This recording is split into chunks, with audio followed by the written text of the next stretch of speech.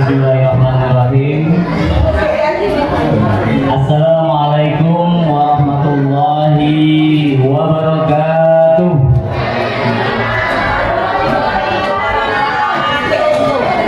Subhanallah walhamdulillah wa la ilaha illallah wallahu akbar. Asyhadu an la ilaha illallah wahdahu la syarikalah wa asyhadu anna Muhammadan abduhu wa rasuluhu la nabiyya ba'dah. Rabbi shrah li sadri wa yassir li amri wa hlul 'uqdatam min lisani yafqahu qawli amma ba'du. Allah Ta'ala bi dzikrihi karim. A'udzu billahi minasyaitonir rajim. Bismillahirrahmanirrahim. Qul in kuntum tuhibbunallaha fattabi'uni yuhibbukumullah wa yaghfir lakum dzunubakum wallahu ghafurur rahim. Qul atiullaha wa rasulahu fa in tawallaw fa innallaha la yuhibbul kafirin. Wa qala Rasulullah sallallahu alaihi wasallam, man dalla ala khairin fala mis'ati fa'ilihi. Shadaqallahul azim wa shadaqa Rasulullah sallallahu alaihi wasallam. Bapak-bapak, ibu-ibu, kemudian pengurus dari Saul Ribon. Ribon itu artinya lahir kembali. Kemudian seluruh masyarakat yang diundang, anak-anak kami yang tercinta, marilah sama-sama dalam kesempatan yang penuh dengan keberkahan ini kita selalu mengucapkan segala puja kepada Zat yang Maha Kuasa dan Perkasa. Kemudian kita juga ucapkan syukur kepada Zat yang Maha Suci dan tinggi. Dan marilah sama-sama dalam kesempatan yang baik ini kita seraya mengucapkan, mengharapkan syukur seraya meminta ampun kepada Zat yang Maha Ghafur. Kemudian salam semoga selalu tercurah kepada junjungan kita Nabi besar Muhammad sallallahu alaihi wasallam, kepada para keluarga, sahabat dan para pengikutnya hingga akhir zaman. Mudah-mudahan Allah memberikan kesempatan buat kita untuk selalu istiqomah di dalam menjalankan perintah dan serta menjauhkan larangan yang telah diperintahkan dan dilarang oleh Allah Subhanahu wa taala. Bapak Ibu yang dimati Allah Subhanahu wa taala, saya dikasih waktu berapa menit ini Bapak Ibu? 2 jam, Masya Allah. 2 jam dari jam berapa sekarang? Dari jam 10 dia sampai jam 12. Jadi ganti hari ya. Ya. Jadi kita ngobrol santai aja ya Bapak Ibu ya. Jadi begini Bapak Ibu, kalau ada pertanyaan, kita kalau ada pilihan Bapak Ibu antara untung sama rugi, pilih yang mana? Untung ya, betul ya? Kemudian kalau pilihannya ada 3 sekarang ya, untung, rugi, sama celaka, pilihnya mana? Untung. Pasti kita pengen dapat pilihan untung. Cuma pertanyaannya adalah apa yang dimaksud dengan untung?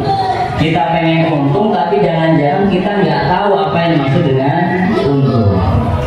Jadi yang dimaksud dengan untung atau beruntung itu adalah kalau kaitannya dengan waktu, maka dikatakan orang beruntung itu kalau hari ini lebih baik daripada kemarin, itu namanya orang yang beruntung.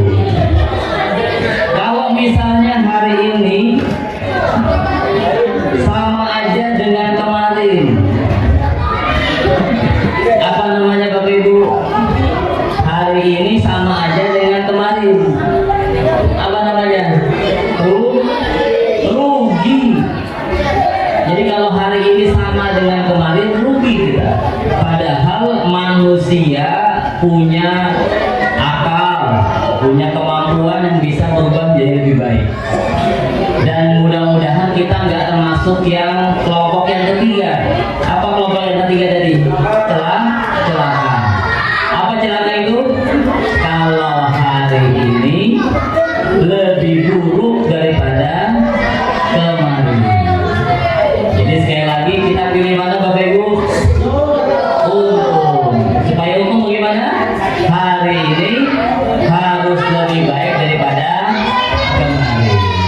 Oleh karena itu lagi-lagi kita bersyukur kepada Allah Subhanahu wa taala. Kita hari ini Bapak Ibu sejak tadi habis Isya ya, kita melakukan agenda yang insya Allah mendekatkan diri kita kepada Allah dan Rasulnya. Temanya apa Bapak Ibu? Maulid luar biasa. Ini keren ya namanya ya. Maulid luar biasa. Temanya adalah semangat perubahan, semangat kembangkan potensi generasi kini dan nanti. Ini kalau dibahas 3 semester. Tadi dikasih waktu ya secukupnya ya, kita akan bahas. Jadi setelah kita bahas tentang keberuntungan, rugi dan celaka, kita pengen jadi orang yang beruntung, maka hari ini harus lebih baik daripada kemarin. Maka yang harus kita lakukan adalah kita berubah gitu. Berubah. Yang tadinya sudah baik tambah baik. Yang belum baik berubah jadi baik. Gitu ya. Jangan sampai kita menyesal. Kalau menyesal orang pegang apa Pak Bu? Kalau menyesal, kalau Bapak Ibu menyesal megang apa Bu? Tapok jidat ya, betul nggak? Betul nggak? Kalau menyesal ngapain?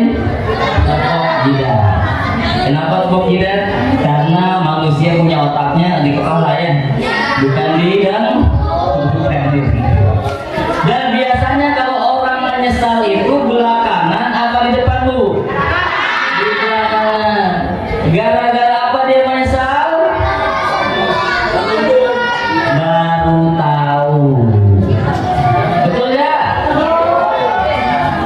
Mau dicontohin ya Bu? Mau ya? Menyesal itu adanya di belakangan karena baru tahu. Ya, mudah-mudahan waktunya cukup ya. Saya mau berkisah tentang sahabat Sya'ban. Ada namanya sahabat Rasulullah SAW, namanya Sya'ban. Sahabat-sahabat ini adalah sahabat yang paling rajin sholat subuh berjamaah Bapak Ibu. Jadi sahabat-sahabat ini sebelum subuh udah sampai di depan saf depan. Anggap aja saf yang paling depan di sini misalnya. Gitu ya. Jadi tempat langganannya sahabat-sahabat itu di pojok kiri. Ini imam mihrabnya Rasulullah di depan imam. Maka setiap subuh sahabat itu sudah ada di pojok Bu. Tapi suatu hari ketika Rasulullah dengan para sahabat ingin sholat subuh, Rasulullah nengok, ini kok nggak ada Sya'ban. Ditanya sama Rasulullah, wahai sahabat, ini sahabatku yang rajin, yang sering biasanya paling depan kemana? Ini kita mau mulai sholat nih. Ditanya sama sahabat, ternyata sahabat bilangnya apa? Kami nggak tahu ya Rasulullah. Oh mungkin dalam perjalanan. Kalau kita nunggu Sya'ban, kita kesiangan nih. Ya udah kita sholat berjamaah duluan aja. Ketika Rasulullah dengan para sahabat sholat berjamaah selesai, kemudian Rasulullah nanya lagi, Sya'ban udah datang belum? Ternyata Sya'ban belum datang. Akhirnya apa usulnya? Kalau begitu kita tengokin aja deh ya Rasulullah, siapa tahu ada apa-apa dengan beliau. Karena biasanya rajin banget sebelum subuh udah ada di tempat, tapi saat itu udah ada, belum datang. Maka Rasulullah dengan para sahabat berkunjung ke rumahnya Sya'ban, dan ternyata jarak rumah dengan masjidnya itu kurang lebih 2 jam Bapak Ibu. Kalau masjid kita jaraknya berapa meter Pak? 20 meter. Subuhnya jam berapa Bu? Jam 6. Masya Allah. Masjid jaraknya 20 meter, subuhnya jam 6. Tapi kalau sahabat-sahabat bagaimana? Jarak rumah dengan masjidnya 2 jam, medannya gurun pasir, tapi bisa datang lebih awal sebelum subuh. Ketika sampai di rumahnya Sya'ban, berangkat setelah subuh, sampainya sholat duha, sampai waktu duha, kan 2 jam itu kurang lebih. Ya, maka apa yang ditemukan oleh para sahabat dan Rasulullah di rumah Sya'ban itu, ada seorang wanita sedang menangis, dan yang menangis itu ternyata adalah istrinya Sya'ban. Apa yang dilakukan oleh istrinya? Dia menangisi suaminya yang sudah meninggal dunia. Jadi sahabat-sahabat nggak sholat subuh berjamaah, absen hari itu karena apa Bapak Ibu? Dipanggil Allah. Kalau kita Pak, mohon maaf, nggak kelihatan di masjid. Kalau sahabat-sahabat nggak sholat subuh berjamaah karena absennya dipanggil Allah. Dan pada saat itu istrinya ngomong sama Rasulullah, ya Rasulullah, saya mau tanya, kenapa suami saya waktu sakaratul mautnya itu mengadu-adu? Aduhnya 3 kali tuh. Aduh, gitu. Aduh. Dan ketika ditanya kepada Rasulullah memberikan arti dari apa artinya mengaduhnya itu. Apa kata Rasulullah? Wahai wanita, bersyukurlah engkau bahwa engkau punya suami itu husnul khotimah. Ya, ketika sakaratul maut itu ditunjukkan amal kebaikannya. Jadi begitu Bapak Ibu. Nanti kalau sakaratul maut, video kita ditayangin tuh sama Allah. Ya, yang lagi ngapain? Yang lagi grumpi, tanggul Bu. Ya, yang lagi nawar buah-buahan di pasar. Bang, ini jeruk berapa Bang? Sekilo 25.000. Ditawarin berapa sama mama tuh biasanya? Ya, jeruk 25.000 ditawar berapa sama mama? Goceng, Masya Allah ya. Kejam sekali emang mama itu ya.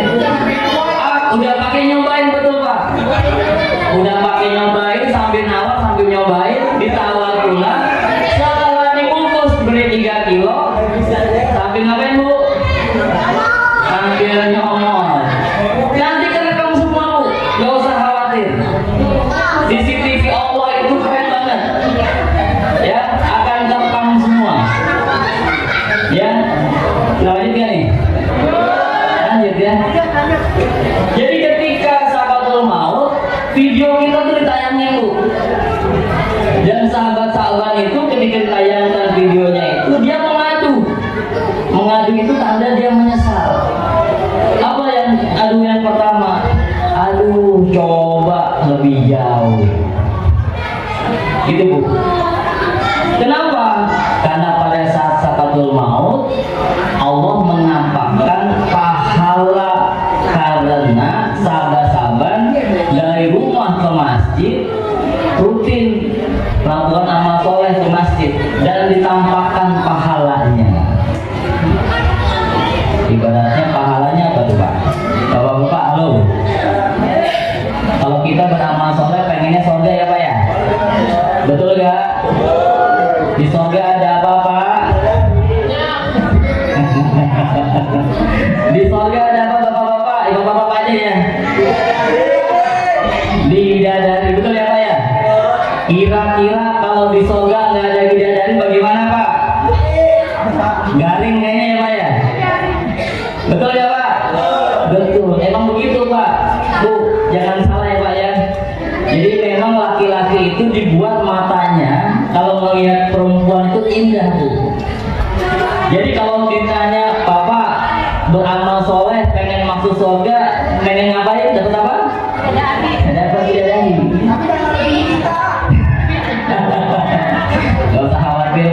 bininya itu apa namanya lebih baik daripada bidadari, gitu ya. Gitulah ya. Tapi kalau perempuan bagaimana Bu?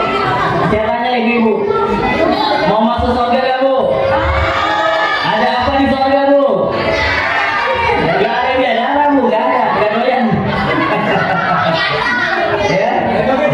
Jadi kalau perempuan ditanya mau surganya itu apa, bukan bidadari, bukan, tapi perhiasan.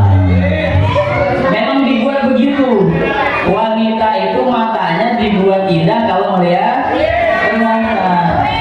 Makanya ini ada nasihat nih ya, nasihat juga dari guru saya katanya ya. Jadi Bapak Ibu, ini buat yang pengantin baru, pengantin lama juga lah ya, ada yang mau nikah gitu. Kan kita kalau di rumah sering ribut ya, betul nggak? Ribut sama suami istri gitu ya. Nah katanya ada tipsnya Pak, bagaimana supaya istri kita itu supaya nggak ngambek. Caranya gimana Pak? Dipegang tangannya, terus nah dibawa ke koma.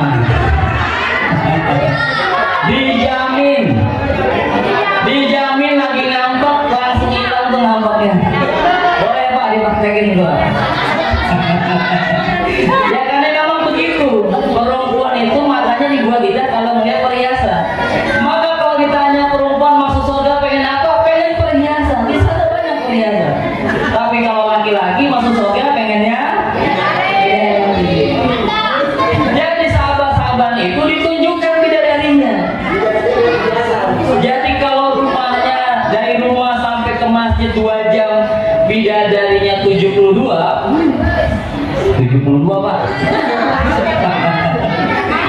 Bidadari 72 enggak pernah marah bidadari itu. Enggak pernah apa ya, enggak pernah tua, muda terus. 17-an ya, enggak keriput Bu. Makanya di surga tuh enggak ada nenek-nenek Bu. Kenapa? Karena sudah jadi muda semua ya. Dan bidadari itu genit Pak. Bidadari itu genit. Dia kalau bapak mana bapak-bapak nih? Halo. Bapak ya. Pak. Halo Pak. Kalau udah malam Jumat bagaimana Pak?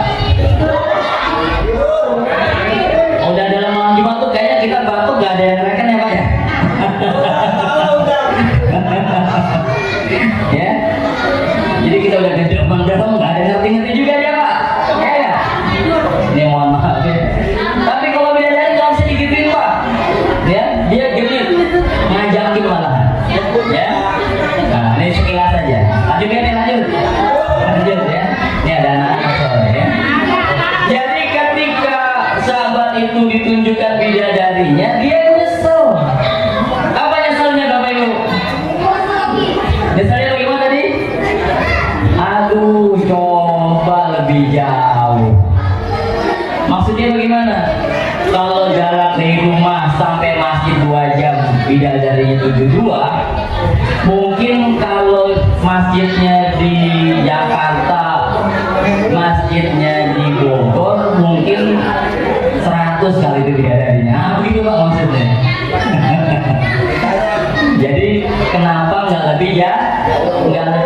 Jadi menyesal, coba bayangkan, menyesal rumahnya kedekatan. 2 jam ada 2 jam. Kemudian yang kedua, sahabat-sahabat itu ngapain? Mengadu yang kedua Bu. Apa yang kedua? Aduh, coba nikah, coba yang baru. Apa maksudnya yang baru? Jadi dalam perjalanan dari rumah ke masjid itu gurun pasir, sahabat-sahabat itu pakai 2 jubah. Ada jubah yang baru, yang bagus di dalam, kemudian jubah yang lama itu di luar. Dalam perjalanan dia ketemu orang yang sedang kedinginan, maka ditolonglah dia itu. Dikasih yang mana kira-kira? Dikasih yang lama. Karena ikhlas lillahi ta'ala, maka Allah tampakkan pahalanya bidadarinya, gitu ya. Kemudian apa yang dikatakan oleh sahabat? Nyesel.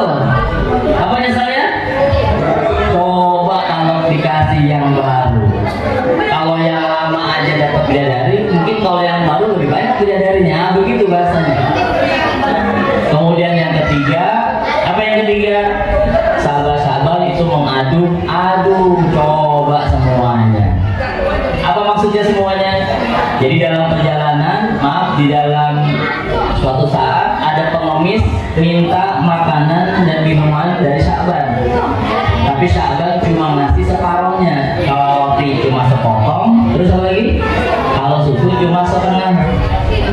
Ikhlas lillahi ta'ala, amal soleh jadi pahala, ditampakkan pahalanya. Sahabat-sahabat nyeselnya apa? Coba kalau semua. Apa pelajarannya Bapak Ibu? Sesungguhnya kita itu pasti menyesal. Kalau menyesalnya bikin berbuat baik nggak maksimal masih mending. Kalau menyesalnya buat maksiat bagaimana? Rugi. Apalagi kalau menyesalnya sudah di akhirat, nggak ada gunanya. Oleh karena itu maka Bapak Ibu dalam kesempatan yang baik ini, yuk sama-sama kita merenung. Apakah kita ketika melakukan suatu perbuatan itu sudah lurus belum niatnya? Yuk saya tanya ya Bapak Ibu ya. Halo, Bapak Ibu datang ke sini tujuannya apa? Dampingin anak. Apalagi Bu? Lihat anaknya apa lagi? Lihat cucunya apa lagi? Lihat suaminya apa lagi Bu? Ya, nggak ada yang pengen dapat besek nih. Ya, kalau dapat besek mah bonus ya Bu ya. Iya, ya. Jadi kalau kita melakukan sesuatu, lurusin niatnya, lillahi ta'ala. Kalau dapat yang lain mah bonus, gitu. Ya. Jadi kalau nggak dapat juga nggak apa-apa. Jadi apa kesimpulannya dari awal pertama tadi? Bahwa pasti kita bisa jadi menyesal. Nah, kembali ke dalam judul kita, ya. Maulid kita ini bagaimana supaya menjadi luar biasa? Maka jadikan perayaan Maulid kita ini bukan sekedar apa ya namanya, rutinitas, bukan sekedar yang sono ngadain loh, kita ngadain yuk. Jadi ngadain Maulid ngapain tuh? Saing-saingan. Mohon maaf kalau tujuannya cuma kayak gitu, nanti kita nyesel. Capeknya capek terus, tapi nggak dapat apa. Kita nggak mau menyesal. Oleh karena itu kalau melakukan sesuatu dilurusin niatnya. Kalau udah lurus bagaimana? Dipertahankan, jangan sampai melenceng. Karena di dalam diri kita Bapak Ibu, godaan itu ada dua macam ya. Bu, godaan ada dua macam. Apa Bu? Kalau dalam diri kita namanya nafsu, terus kalau di luar kita namanya godaan setan. Betul nggak? Ya. Dan setan itu tugasnya bisikinnya nggak tanggung-tanggung, nggak pernah ngaso dia bisikin kita. Ada gak yang merasakan begini Bapak Ibu? Kayaknya di kampung ini paling soleh gue deh. Ada gak yang merasa gitu ya? Pergi ke masjid rajin, terus sama tetangga baik, terus apa lagi Bu? Sama tetangga nggak ngomongin orang gitu ya? Setan masuk gak Bu? Masuknya bagaimana Pak? Kayaknya gue paling baik dah. Nah begitu Bu. Setan itu luar biasa. Jadi kalau setan itu godaannya, kalau kita mau berbuat baik diarahin jadi maksiat, tapi kalau dia nggak berhasil godain kita, dibikin amal kita itu rusak. Karena syarat diterimanya amal ada berapa? Ada 3. Bu,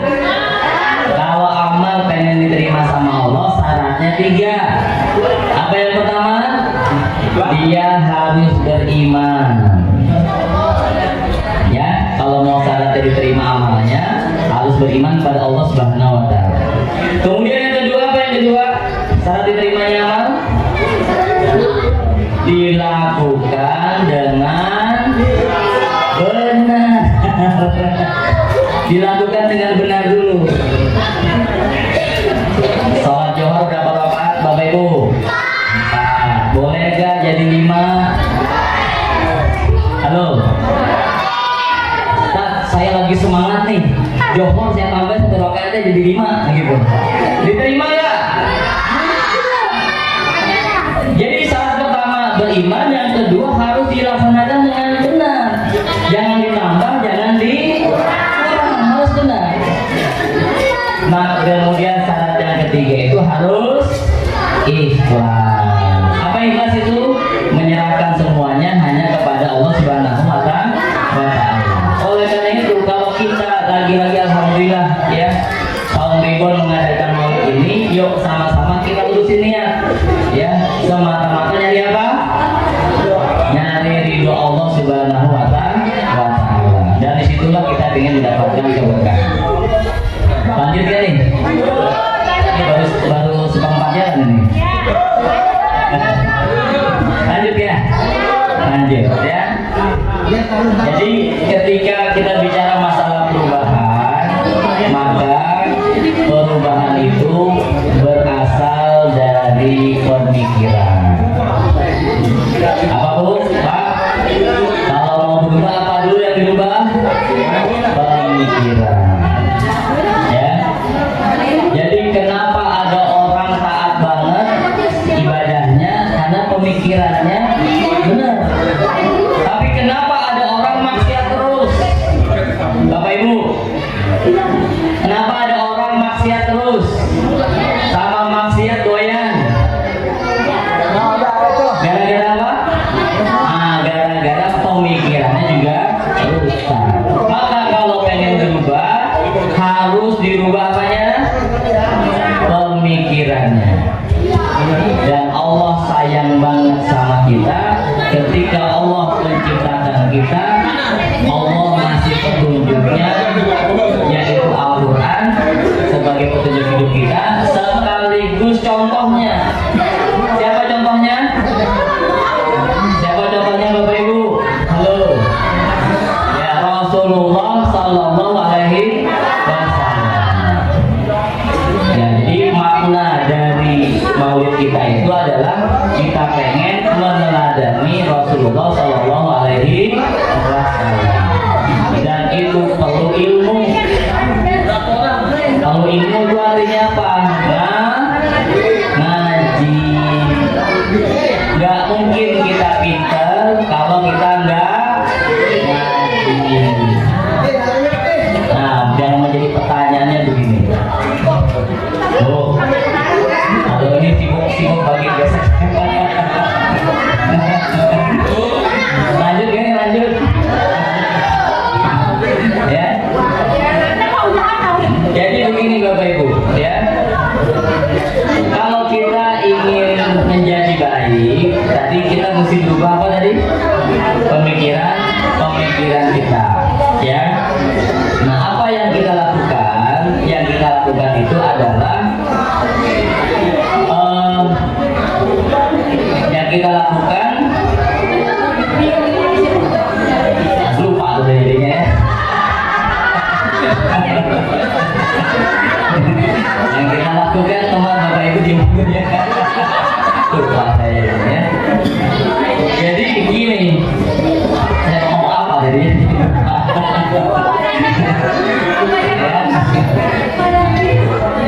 Nah, kalau ingin jadi benar, maka apa yang mesti kita lakukan?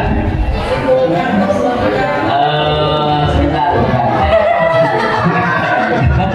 Tiba-tiba masuk ini. Lihat lewat. Ya, sebentar. Ya. Bentar. Tiba-tiba lupa saya.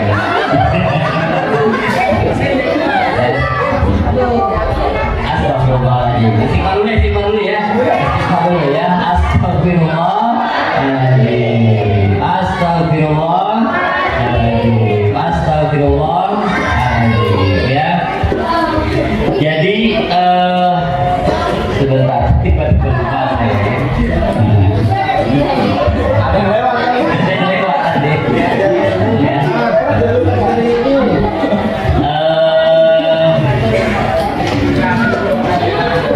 Gini. Kenapa mesti pemikiran? Jadi pemikiran itu seperti layaknya akar, ya. Jadi kalau ada pohonan, Bapak Ibu, ada pohonan.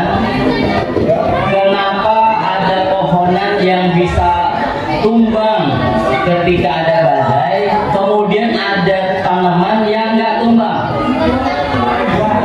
Gara-gara apa? Gara-gara akarnya. Oleh karena itu maka kalau kita ingin menjadi orang yang kuat, menjadi muslim yang taat yang kuat, berarti harus pastikan akar kita itu kuat. Dan apa akar itu? Akar kita itu adalah akidah Islam. Ya, akidah Islam. Nah, sehingga kalau ada pertanyaan Bu, ya. Kalau ada pertanyaan, kenapa Bapak Ibu itu bangga jadi seorang muslim? Jawabannya apa Bapak Ibu?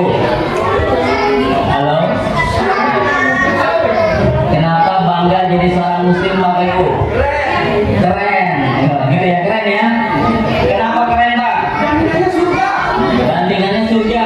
Yang lain ada nggak? Ada? Melihat bidadari. Ya. Nah, jadi kalau ditanya kenapa kita bangga menjadi seorang muslim, karena keimanan kita itu keren Bapak Ibu. Apa itu? Bahwa Tuhan kita Allah Subhanahu wa Ta'ala. Ya. Kemudian apa lagi? Kitab kita Al-Quran dan Rasul kita Muhammad Sallallahu Alaihi Wasallam. Ya. Dan semuanya itu bisa dibuktikan secara akal, secara akliyah. Sehingga kalau sudah dibuktikan secara akliyah, secara akal, maka yakin, mantap, kemudian kita bisa menjalankan Islam secara maksimal, ya. Nah, kemudian ini gara-gara lupa nih, saya jadi bingung ya. Ya. Saya ingin sampaikan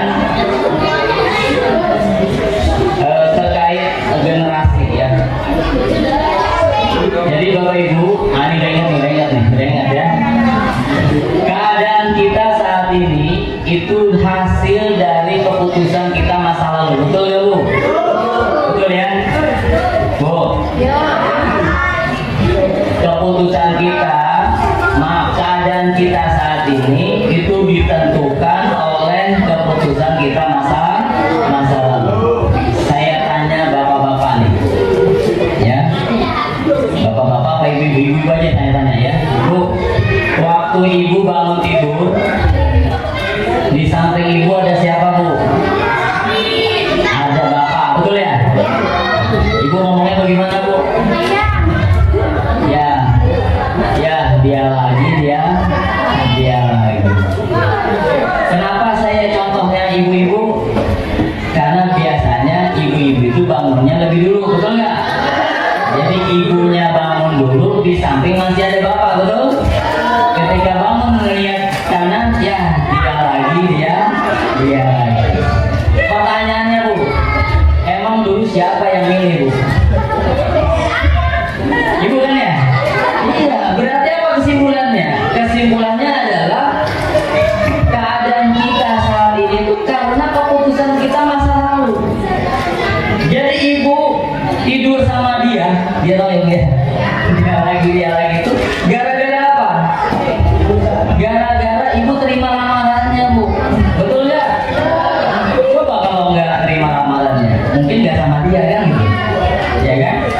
Oleh karena itu maka kita lanjutin. Apa lanjutannya? Kalau saat ini itu karena keputusan kita kemarin, berarti keadaan kita di masa akan datang tergantung apa Bu? Keputusan kita saat kita lihat nih anak-anak kita Bu. Ayo lihatin anaknya tuh. Ini 5 tahun, 10 tahun, 15 tahun, 20 tahun, lagi mau jadi apa Bu? Mau jadi kiai apa lagi? Main bola katanya Bu, katanya gitu ya. Apa artinya? Masa depan anak-anak kita itu tergantung siapa? Kita saat ini.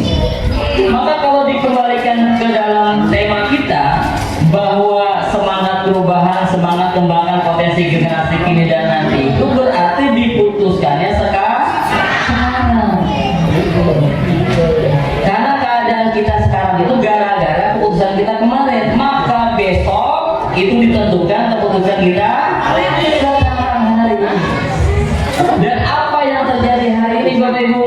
Godaannya luar biasa. Siapa yang di sini punya anak perempuan Bu? Ya, anak perempuan ada ya? Saya juga punya anak perempuan. Anak saya 4 perempuan semua. Belum punya jagoan, doain ya. Jadi kalau kita punya anak perempuan bagaimana rasanya Bu? Apa namanya, was-was gak? Was-was. Apalagi kalau anak kita yang perempuan itu sudah head, sudah menstruasi. Saya ngerasa sendiri ya, anak saya bilang dua orang tuh, kakaknya sama adiknya, Bi, aku sekarang sudah head. Padahal itu sampai ya. Apa yang dirasakan oleh saya? Langsung merasakan oh begini toh rasanya punya anak perempuan sudah head. Otomatis Bu. Apa yang dirasakan? Was-was. Kenapa? Karena kalau sudah head berarti dia bisa hamil. Kalau pergaulannya nggak beres, nggak usah bilang tadi. Gitu ya? Betul nggak? Tapi sekarang Bu punya anak laki-laki juga was. Apa was-wasnya? Jangan-jangan dia nggak suka perempuan. Nah lo, ngeri ya? Ngeri. Jadi kalau punya anak perempuan was-was, takut ya jadi apa-apa yang sama laki-laki. Punya anak laki-laki sekarang juga was-was. Jangan-jangan dia nggak suka perempuan. Nah lo, kenapa? Karena luar biasa godaannya Pak. LGBT itu ya, betul ya? Ya, Masya Allah. Oleh karena itu maka yuk sama-sama nih kita sebagai orang tua jagain anak-anak kita. Karena masa depan umat Islam itu tergantung mereka. Maka pastikan kita betul-betul membimbing mereka. Ya, makanya kita semangat berubah. Kalau sudah baik tambah baik, kalau belum baik jadi baik. Ya, lanjut. Ini materinya Mas ya. Gitu ya. Nanti besok pagi ya. Ya.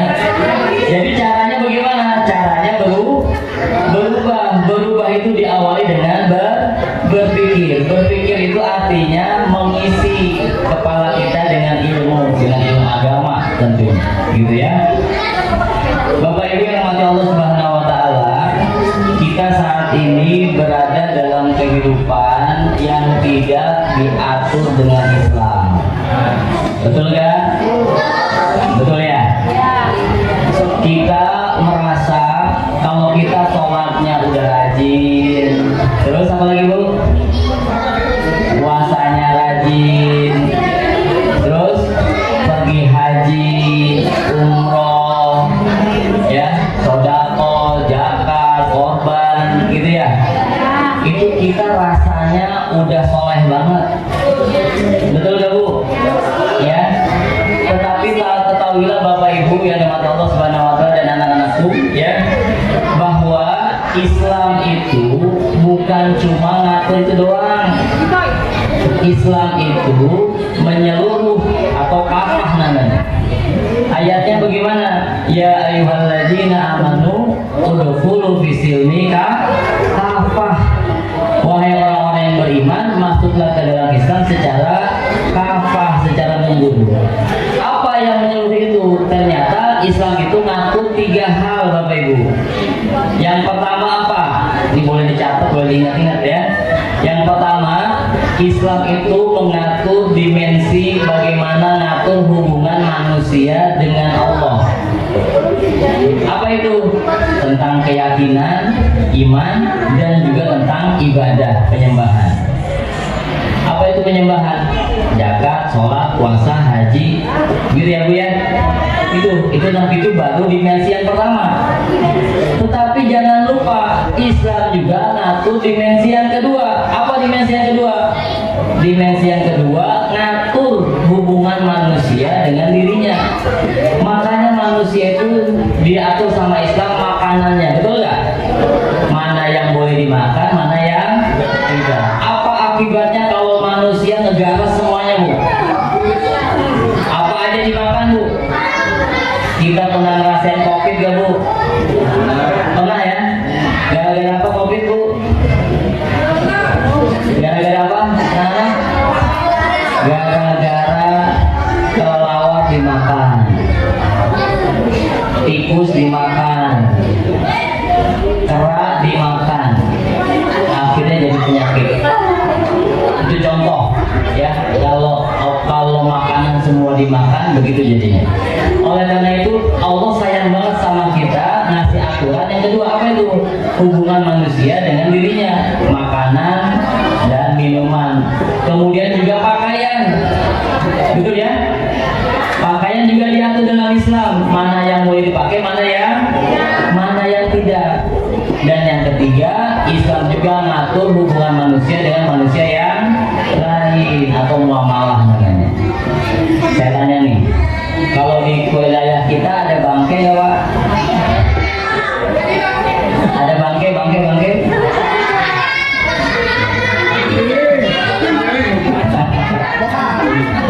tahu bangke?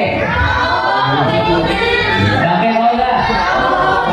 Bangke itu bang keliling. Ada Bu? Banyak nggak? Sholatnya rajin nggak? Puasanya pol? Tarawehnya full? Lagi kepepet?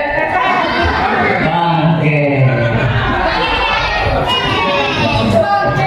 Padahal apa balasan bagi orang yang makan riba Bu? Halo?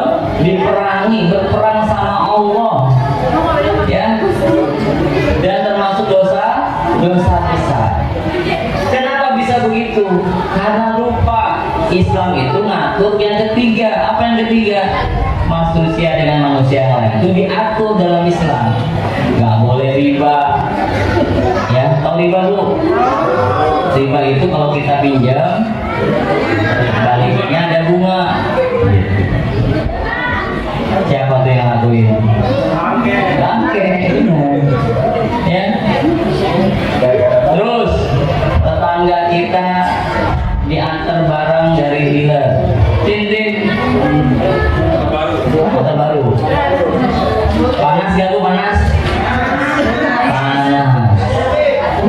Motor kita masih bagus, tapi karena tetangga dapat motor baru, pesen lagi. Pesennya pakai apa? Pakai leasing. Ya, leasing boleh nggak Bu? Nggak boleh.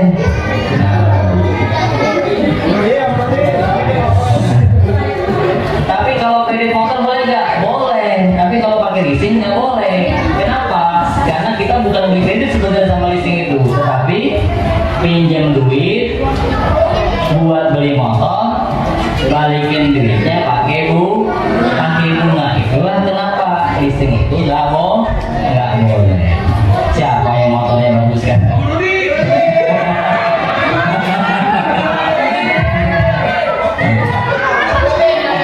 Ya, jadi begitu Bu. Ya, kadang-kadang itu kita merasa bagaimana? Sholat udah bagus, puasa udah keren, ngaji kemana-mana, tapi nggak ngerti kalau itu ternyata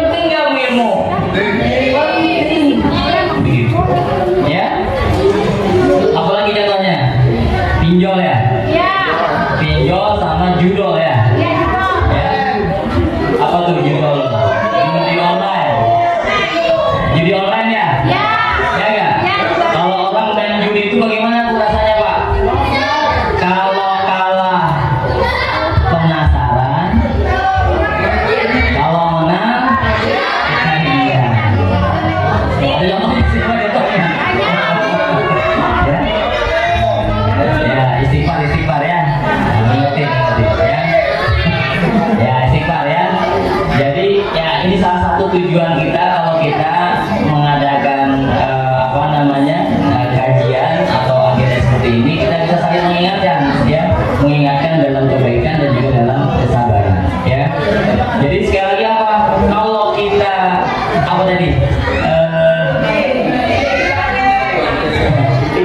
pinjol ya. Jadi kalau dulu. Jadi kalau menang ketagihan, kalau kalah penasaran. Memang dibuat begitu. Kalau modalnya habis, pinjol, betul ya? Modal habis pinjol, terus menang, cukup. Udah ketagihan. Modalnya belum balik, ya nggak? Ketagihan kan? Ya nggak? Kalah. Penasaran. Pinjam lagi. Pinjam, masya Allah. Jebakannya luar biasa kan Bu? Luar biasa. Pertanyaan saya Bu, ada PRT di sini nggak? Ada PRT ya? PRT. Halo PRT. Ya, kalau PRT juga. Ya. Maksud saya begini Bu, ya, ada dalilnya. Kata Rasulullah apa? Man ro'a minkum munkaran falyughayyirhu biyadihi, ya. Barang siapa melihat kemungkaran, maka ubah dengan tangan. Nah, ubah dengan tangan itu maksudnya dengan kewenangan. Tapi kalau nggak mampu, ubahnya dengan lisan. Kalau nggak mampu juga, ubahnya dengan hati. Nggak ridho. Cuma pertanyaannya, mau sampai kapan kita nggak ridho? Berarti kan harus ada upaya bagaimana orang yang berwenang itu bisa merubah. Kenapa? Karena kalau dirubah dengan kekuasaan atau dengan kewenangan itu lebih gampang. Apa contohnya? Dulu waktu COVID Bu, nggak pakai masker diapain? Waktu COVID nggak pakai masker keluar diapain Bu? Disuruh nyapu, betul ya? Kenapa Bu? Karena udah jadi aturan. Tapi yang menjadi pertanyaan sekarang, kalau ada perempuan nggak pakai kerudung diapain Bu sekarang? Didiamin aja ya Bu ya? Kenapa? Kenapa Bu? Karena belum jadi aturan. Coba kalau jadi aturan, sama kayak masker Bu, ya, nggak pakai masker disuruh sanksi dan segala macam. Maka apa kesimpulannya? Ya, saya akhiri saja ya. Jadi kesimpulannya adalah inilah pentingnya kita untuk sama-sama memahami Islam lebih dalam lagi. Islam bukan hanya mengatur dimensi ibadah saja, Islam juga mengatur bagaimana hubungan manusia dengan manusia sendiri, dan Islam juga mengatur hubungan manusia dengan manusia yang lain. Dan itu perlu ada usaha, ada upaya saling mengingatkan supaya kita bisa berubah menjadi lebih baik, sehingga syariat Islam itu betul-betul bisa diterapkan di negeri kita. Karena tujuan syariat itu sesungguhnya untuk menyelamatkan manusia. Dan perayaan kita tahun demi tahun, setiap tahun kita merayakan Maulid semata-mata bukan buat happy atau buat saingan-saingan, bukan, tetapi buat kita merenung sudah seberapa jauh, sudah seberapa dalam, sudah seberapa besar kita mengikuti apa yang dicontohkan oleh Rasulullah SAW, yaitu adalah menjalankan syariat Islam. Mudah-mudahan dari apa yang kita sampaikan, kita sama-sama diskusikan, ini menjadi pahala di sisi Allah Subhanahu wa Ta'ala, bahwa kita punya niat yang baik untuk berubah menjadi lebih baik. Kalaulah tadinya kita belum bersyariat Islam dengan maksimal, sekarang mudah-mudahan kita berkomitmen kepada Allah Subhanahu wa Ta'ala, punya niat yang baik untuk bagaimana syariat Islam ini betul-betul bisa diterapkan di negeri kita. Karena sesungguhnya kalau kita berjuang sekarang, Sebenarnya menyelamatkan siapa Bu? Kalau kita berjuang sekarang, sesungguhnya untuk menyelamatkan anak-anak kita. Karena kalau kita nggak berjuang sekarang, nggak tahu tuh nasib anak kita kayak bagaimana. Ya, itu saja yang bisa disampaikan. Mohon maaf kalau ada kata-kata yang kurang berkenan. Sekali lagi, yang benar datang dari Allah Subhanahu Wa Taala, yang salah datang saya pribadi. Billahi taufiq wa hidayah. Assalamualaikum warahmatullahi wabarakatuh.